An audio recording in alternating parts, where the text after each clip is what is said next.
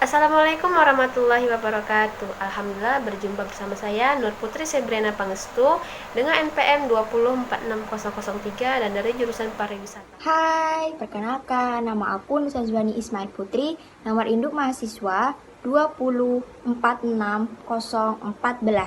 dari Prodi Pariwisata. Nah, di video kali ini saya akan membahas tentang etika komunikasi yang baik. Etika komunikasi yang baik ini mencakup beberapa hal poin penting. Memulai pembicaraan ini juga ada banyak poin-poin yang memulai pembicaraan. Yang pertama itu kita percaya diri dan tampil apa adanya. Alasan pertama yang mungkin membuat kita enggan untuk memulai percakapan itu kita tidak percaya diri karena kita merasa kurang dalam berbagai hal. Yang kedua itu beri senyuman yang tulus pada lawan bicara. Setelah kita mendapatkan rasa percaya diri, kita bisa melanjutkannya dengan memberikan senyuman yang tulus kepada lawan bicara, tidak dengan keterpaksaan ataupun hal-hal yang membuat lawan bicara itu tidak enak kepada kita. Nah, yang ketiga itu memberi pujian yang tidak biasa dan unik. Lawan bicara itu pasti senang ketika kita memberikan pujian. Terus yang keempat itu lakukan kontak mata.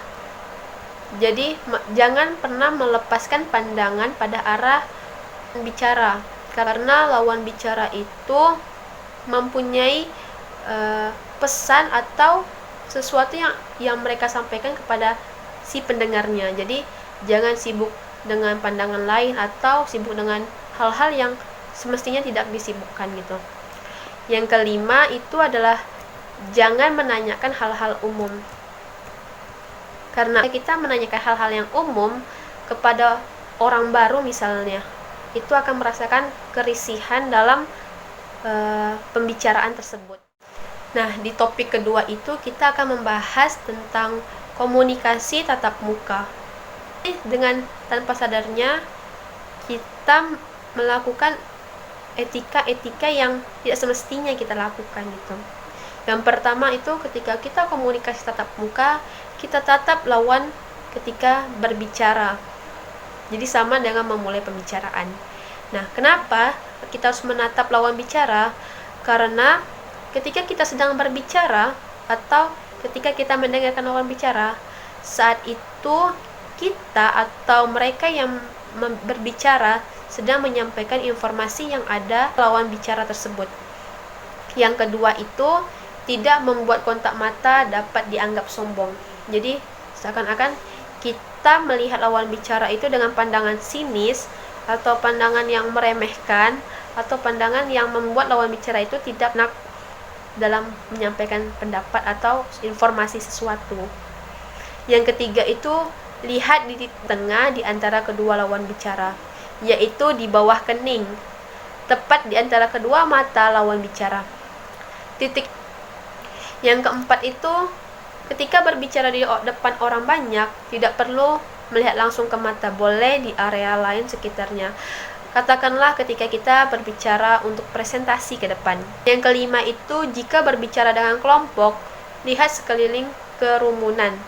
Jadi ketika kita sedang belajar kelompok nih, jadi jangan terpaku kepada satu tatapan mata saja, tapi kita harus memperhatikan sekelilingnya, sekeliling kelompok tersebut. Komunikasi lewat media. Yang pertama, perhatikan gaya tulisan dan tanda baca. Karena komunikasi lewat media kebanyakan menggunakan tulisan. Kita harus lebih berhati-hati dengan gaya bahasa yang kita tulis. Apakah sudah tepat atau malah seperti orang marah? Yang kedua, atur intonasi. Menelpon memang terdengar suara, namun mimik dan ekspresi wajah tidak dapat terlihat. Karena itu kita perlu mengatur intonasi suara kita ketika sedang menelpon. Yang ketiga, pikirkan apa yang ingin ditulis. Komunikasi lewat media memungkinkan kita untuk berpikir sedikit lebih lama mengenai apa yang akan kita komunikasikan. Gunakan kesempatan itu untuk mengkomunikasikan hal-hal dengan lebih baik dan menyortir kalimat yang tidak patut. Menyambut tamu. Yang pertama, berpakaian yang rapi dan pantas. Meskipun berada di rumah, dalam menyambut tamu, kita harus memakai pakaian yang rapi dan pantas. Tentu tidak akan enak dilihat jika kita hanya berpakaian daster atau berpakaian baju yang kotor. Yang kedua, menyuguhkan minuman. Terkadang tamu akan bilang tidak usah jika ditawari minuman.